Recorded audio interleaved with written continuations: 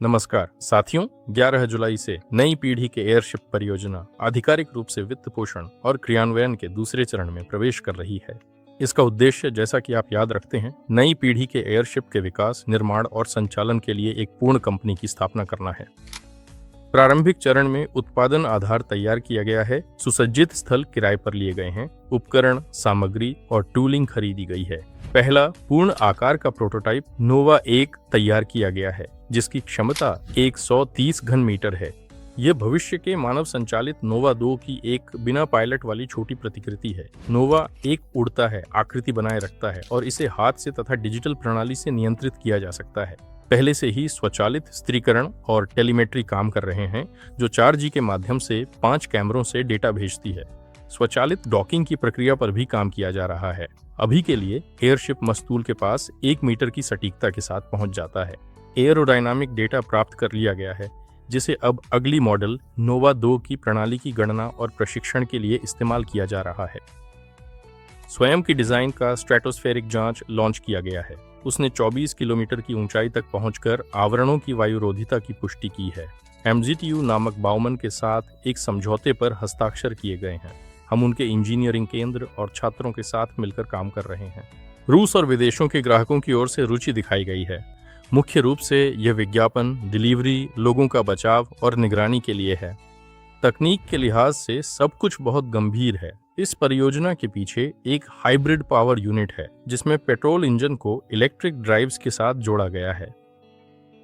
आज ही TVC स्वारका इसका उपयोग कर रहा है। एरोडायनामिक्स को सीमावर्ती पवन परतों को ध्यान में रखते हुए मॉडल किया जाता है। पूरी तरह से डिजिटल नियंत्रण प्रणाली है और डिस्पैचर मॉड्यूल भी खुद की डिजाइन का है। परियोजना के वित्त पोषण के दृष्टिकोण से भी एक दिलचस्प रास्ता अपनाया गया है। पहले और शून्य द्वार में $5 मिलियन से अधिक जुटाए गए हैं। निवेशक प्लेटफॉर्म की खासियत का सक्रिय रूप से उपयोग कर रहे हैं और निवेश को किस्तों में कर रहे हैं, जिससे वे आज की कीमत को फिक्स कर सकते हैं। किस्तों में निवेश की कुल राशि $13 मिलियन से अधिक है। इस परियोजना के अब तक 8,055 निवेशक हैं, जिन्होंने 8,888 पैकेज खरीदे हैं और यह पूरी तरह से जन निवेश के माध्यम से हुआ है, बिना किसी आरण, अनुदान या सरकारी आदेश के। दूसरे चरण में टीम $5 मिलियन जुटाने की योजना बना रही है, जिसके बाद परियोजना तीसरे चरण में प्रवेश करेगी। साथ ही नई पीढ़ी के एयरशिप का प्रमाणन और नोवा 2 की पायलट बैच की शुरुआत की भी योजना है, जो एक 6 सीटर मानव संचालित यान है। डेमोन्स्ट्रेशन रूट का निर्माण, यह दर्जनों किलोमीटर की लॉजिस्टिक्स है। अपनी खुद की शेल वर्कशॉप की शुरुआत, TVC वर्ल्डिंग, टेंजो कंट्रोल और ओस्कोलनी टेबल्स। नोवा 1 के नए वर्जन की शुरुआत, जिसमें उपयोगी भार क्षमता 50 किलोग्राम तक बढ़ा दी गई है।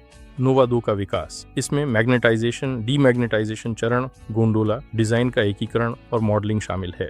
नोवा 8 पर काम की शुरुआत भी हुई है। इसमें 19 तक यात्री, 2 से 3 टन तक की क्षमता है और निश्चित ही नोवा 35 भविष्य का फ्लैगशिप 10 टन के कठोर ढांचे के साथ एक महत्वपूर्ण परियोजना है। नवंबर में दुबई में अंतर्राष्ट्रीय प्रदर्शनी में भागीदारी। चेन्नई मार्श के साथ लो ऑर्बिटल समूह की योजना बनाना। यहाँ एरोनोवा वैज्ञानिक जांचों के लिए लिफ्टिंग प्लेटफॉर्म के आपूर्तिकर्ता के रूप में है। ये विचार के क्षेत्र से वास्तविक औद्योगिक विकास के क्षेत्र में प्रवेश है। एयरशिप उड़ रहा है, नियंत्रण प्रणाली काम कर रही है, टीम मौजूद है, कंपनी की मांग है। मुख्य खिलाड़ियों की रुचि की पुष्टि हो चुकी है। हम एक पूरी इकोसिस्टम बना रहे हैं, खोल से लेकर नियंत्रण और लॉजिस्टिक्स प्लेटफॉर्म तक।